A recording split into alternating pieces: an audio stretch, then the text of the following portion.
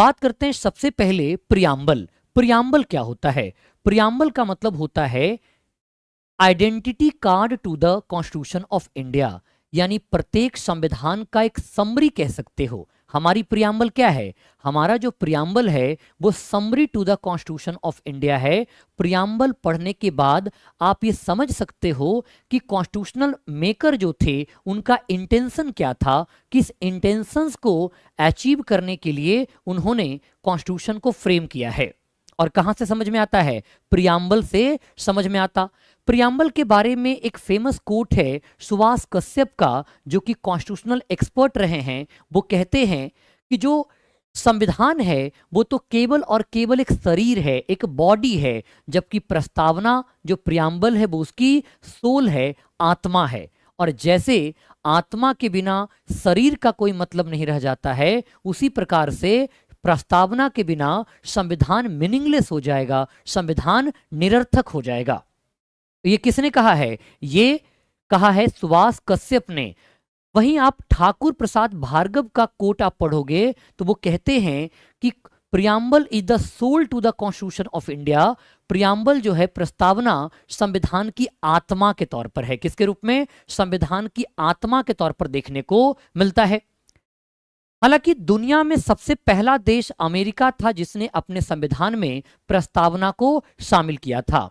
और भारत ने जो प्रियम्बल का अवधारणा है, जो कॉन्सेप्ट ऑफ प्रियम्बल है, उसे अमेरिकन कॉन्स्टिट्यूशन से बोरो किया है। कहां से? अमेरिकन कॉन्स्टिट्यूशन से बोरो किया गया है। तो आप यहां पे समझिए साथियों कि जब हम यहां डिस्कस करते हैं कि कहां से इसे बोरो किया गया है, अब देखो प्रियम्बल से हमें क्या क्या पता चलता है।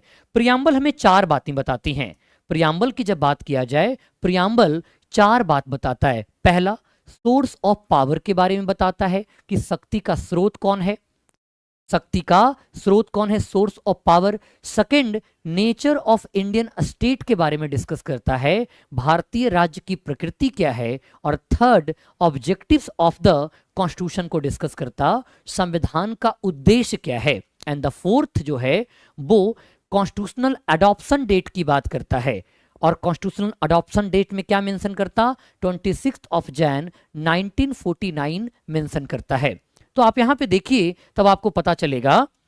जब हम सबसे पहले डिस्कस करते हैं, फर्स्ट लाइन पे जाइएगा तो कहता है we the people of India, we the people of India, हम भारत के लोग। और आप लास्ट लाइन को पढ़िए, कहता है एतद द्वारा इस संविधान को अडॉप्ट, इनैक्ट और गिव टू आवर सेल्फ, यानी ये जो भारत का संविधान बनाया गया है, कॉन्स्टिट्यूशन ऑफ इंडिया बनाया गया, ये क्या है? ये expressions of the people of India है, भारत की जनता की अभिव्यक्ति है। अभिव्यक्ति का मतलब समझते हो? यानी संविधान सभा में डायरेक्ट इलेक्शन के माध्यम से मेंबर को नहीं इलेक्ट किया गया था, लेकिन ये जो पूरा संविधान कॉन्स्टिट्यूशन फ्रेम किया गया है वो भारतीय लोगों की इच्छा को प्रतिबिंबित करता है। भारतीय लोगों के जो डिमांड था, जो डिजायर था, जो वो चाहते थे कि एक ऐसा संविधान हमारा होना चाहिए, वो उसके बारे में बताता है। तो हम भारत के लोग से पता चलता कि हु इज द सोर्स, यानी कि who is the source of power in our country. Bharat में शक्ति का स्रोत कौन है?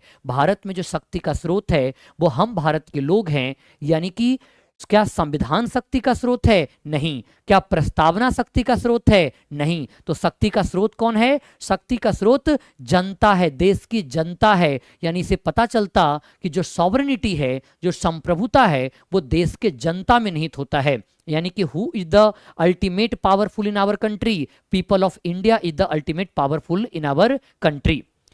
उसके बाद बताता है कि भारत एक संपूर्ण प्रभुत्व संपन्न है। इसका मतलब होता है सॉवरिन है। सॉवरेनिटी का मतलब क्या होता है? सॉवरेनिटी का मतलब होता है फ्री फ्रॉम इंटरनल और एक्सटर्नल कंपल्सन, आंतरिक और बाह्य बाध्यताओं से मुक्त होना। भारत अपने निर्णय करने के लिए किसी विदेशी ताकत या आंतरिक ताकत के ऊपर निर्भर नहीं करता, ये इन सबसे फ्री है। आपके मन में एक सवाल उठेगा कि सर भारत ने तो बहुत सारे international organization, international conventions and the international treaty को साइन किया है, अंतर्राष्ट्रीय संगठनों में शामिल है। लेकिन एक बात ध्यान रखना कि जब भारत को आप देखोगे कि बहुत सारे अंतर्राष्ट्रीय तिथि में है, वो भारत के लोगों की इच्छा का परिणाम है, भारत की संप्रभुता का व्यक्तित्व है, यानी विल ऑफ द इंडिया है।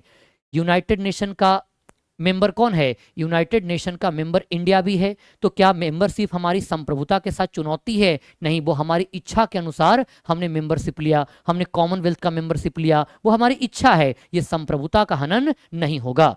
ठीक है, तो संपूर्ण प्रभुत्व संपन्न की बात करते हैं। किसकी? संपूर्ण प्रभुत्व संपन्न की बात करते हैं।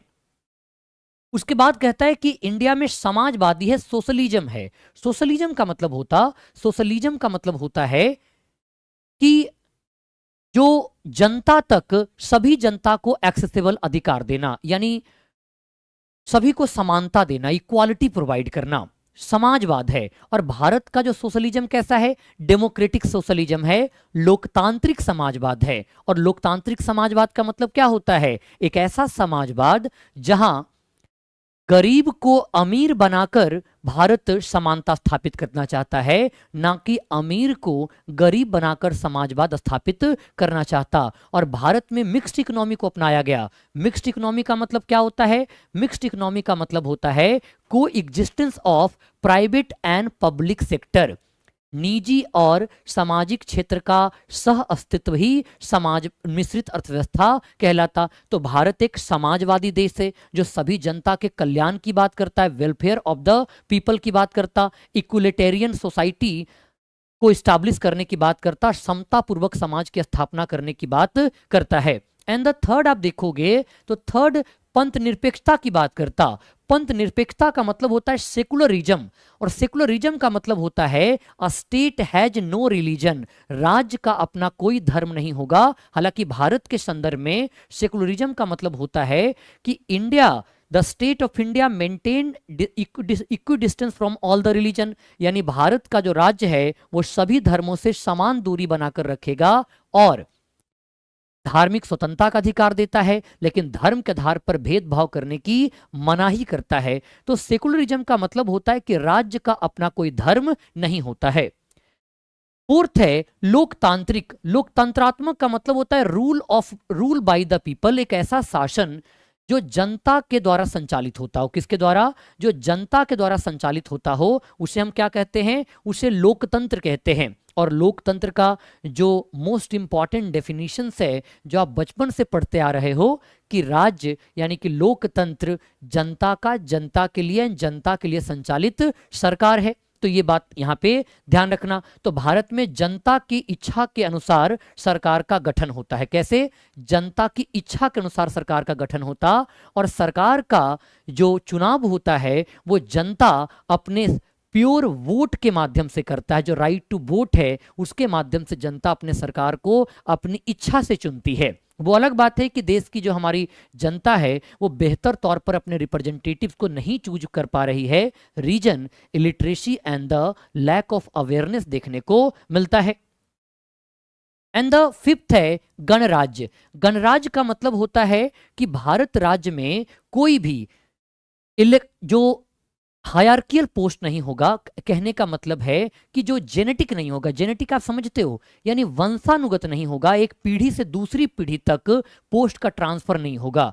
जैसे राजतंत्र, मोनार्कियल रूल में क्या होता? राजा का बेटा राजा बनेगा। लेकिन भारत में जो राष्ट्र का प्रधान है, जो हेड ऑफ द स्टेट है, और भारत में हेड ऑफ द स्टेट कौन है? वो हेड ऑफ द स्टेट हैं, वो प्रेसिडेंट ऑफ इंडिया हैं। और प्रेसिडेंट ऑफ इंडिया जनता के द्वारा तो निर्वाचित नहीं होते, लेकिन वो निर्वाचित होते हैं, वो इलेक्टेड होते हैं। उनको एक इलेक्टोरल कॉलेज के माध्यम से चूज किया जाता, और इलेक्टोरल कॉलेज के मेंबर जनता द्वारा चुने गए रिप्रेजेंटेटिव्स होते हैं। तो वंशानुगत पद का अभाव ही क्या कहलाता है? अब्सेंस ऑफ जो हायरार्कियल पोस्ट है, इसी को हम लोग क्या कहते हैं? इसी को गणराज्य के नाम से जानते हैं। किसके नाम से? गणराज्य के नाम से जानते हैं। बिल्कुल, अब राजा का बेटा राजा नहीं बनेगा। अब भारत को देखिए ना, भारत की खूबसूरती तो यही है ना।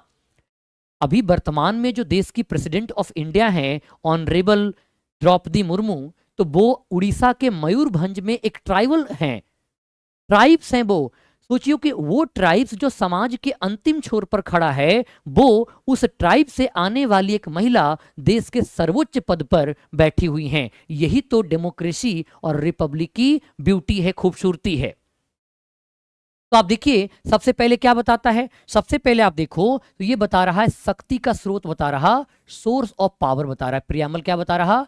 शक्ति का स्रोत, सोर्स ऑफ पावर बता रहा है। जबकि दूसरा आप देखो तो ये नेचर ऑफ स्टेट बता रहा है, राज्य की प्रकृति बता रहा। हालांकि आपको यहां याद रखना कि जो आज आपको राज्य का स्वरूप देखने को मिल रहा है वो 42वां संविधान संशोधन अधिनियम 1976 के माध्यम से आया है, क्योंकि इंडियन कॉन्स्टिट्यूशन का जो प्रियम्बल है उसे अब तक एक बार अमेंड किया जा चुका है। और कब अमेंड किया गया है? तो 42nd कॉन्स्टिट्यूशनल अमेंडमेंट एक्ट 1976 के माध्यम से अमेंड किया गया। और दो शब्द, एक समाजवाद शब्द है और दूसरा पंथ निरपेक्ष शब्द को ऐड किया गया है। उसके बाद आता है कि भारत का प्रस्तावना जो है वो संविधान के उद्देश्यों के बारे में बात करता। और कैसा उद्देश्य है? तो सबसे पहले बात करता है न्याय का। और न्याय का मतलब क्या होता है? न्याय means you can say that equality को इस्टेब्लिश करना, समानता को स्थापित करना। और भारत के जो प्रस्तावना है उसमें 3 प्रकार के न्याय की बात किया गया, social, economic and political justice की बात किया गया। और इस न्याय की अवधारणा को कहां से लिया गया है? तो रशियन कॉन्स्टिट्यूशन से अडॉप्ट किया गया है। जैसे सोशल जस्टिस की बात करता है, यानी समाज में भेदभाव नहीं होगा। जैसे एक आर्टिकल 17 को ऐड किया गया, छुआछूत की समाप्ति की बात करता है। ये क्या है? सामाजिक न्याय की बात करता। आर्टिकल 18 एवोल्यूशन ऑफ इंटाइटलमेंट, उपाधियों के अंत की बात करता है। तो ये समानता की बात करता, सामाजिक समानता की बात करता है। और दूसरा आप देखिएगा आर्थिक, तो जो हमारा डीपीएसपी है उसके माध्यम से जो रिसोर्स है उसे सब तक पहुंचाने की बात किया गया। पॉलिटिकल जस्टिस फंडामेंटल राइट के माध्यम से दिया गया है। आप गौर करोगे कि आपको जो डेमोक्रेटिक प्रोसेस में सबको भाग लेने का समान अधिकार देखने को मिलता है। उसके बाद आप देखोगे हम स्वतंत्रता की बात करते हैं, तो स्वतंत्रता का मतलब क्या होता है? स्वतंत्रता का मतलब होता है कि फ्री फ्रॉम द रिस्ट्रिक्शंस, किसी भी प्रकार का बंधन का न होना ही स्वतंत्रता है। यानी आप स्वतंत्रता पूर्वक अपना जो भी निर्णय कर सकते हो। और इसके अंतर्गत 5 प्रकार की स्वतंत्रता है: विचार, अभिव्यक्ति, विश्वास, धर्म और उपासना की स्वतंत्रता। 5 प्रकार की स्वतंत्रता है। 2 प्रकार की समता है, प्रतिष्ठा और अवसर की समता है। और कहता है कि उन सब में व्यक्ति की गरिमा, dignity of the people and राष्ट्र की एकता और अखंडता। अखंडता मूल प्रस्तावना में शामिल नहीं था, इसे 42वां संविधान संशोधन के माध्यम से ऐड किया गया, क्योंकि 3 शब्द संविधान संशोधन के माध्यम से ऐड किए गए थे। और अंत में बताता है कि 26 नवंबर 1949 को संविधान सभा के द्वारा कॉन्स्टिट्यूशन को अडॉप्ट किया गया है। ये सारी बातें हमें प्रियम्बल से पता चलता। तो आप देख लीजिए कि प्रियम्बल इन 4 बातों के बारे में बता रहा है। सबसे पहले क्या बता रहा कि संविधान के प्राधिकार का स्रोत क्या है, सोर्स ऑफ पावर क्या है। तो आप देखिए सोर्स ऑफ पावर देश की जनता है, यानी कि सॉवरेनिटी किसके पास है? सॉवरेनिटी देश की जनता में निहित है। और जो संविधान सभा ने संविधान को बनाया है वो भारत की जनता की ओर से बनाया है। किसकी ओर से? भारत की जनता की ओर से बनाया है। राज्य का स्वरूप क्या है? 5 प्रकार से है: संप्रभुता, सॉवरेनिटी, सोशलिज्म, सेकुलरिज्म, डेमोक्रेटिक और रिपब्लिक। जिसके अंतर्गत जो 2 शब्द हैं, 2 नेचर है, पंथ निरपेक्षता और समाजवाद, इसे बाद में ऐड किया गया। संविधान का उद्देश्य न्याय की बात करता, 3 प्रकार के न्याय की बात करता है। स्वतंत्रता 5 प्रकार की स्वतंत्रता की बात करता है और समता की बात करता है। साथ ही साथ राष्ट्र की एकता और अखंडता को बंधुता, बंधुता का मतलब होता है भाईचारे की भावना, यानी कि जाति, धर्म या किसी भी प्रकार के भेदभाव से ऊपर उठकर सभी व्यक्तियों को बराबर मानना। इसी को बंधुता, फ्रेटर्निटी के नाम से जानते हैं। किसके नाम से? बंधुता या फ्रेटर्निटी के नाम से जानते हैं। ठीक है, तो देखो ये शब्द आप सारे जो टर्मिनोलॉजी मैंने डिस्कस किया आपको ध्यान रखना है, यहां से लगातार सारे सवाल पूछे जाते हैं।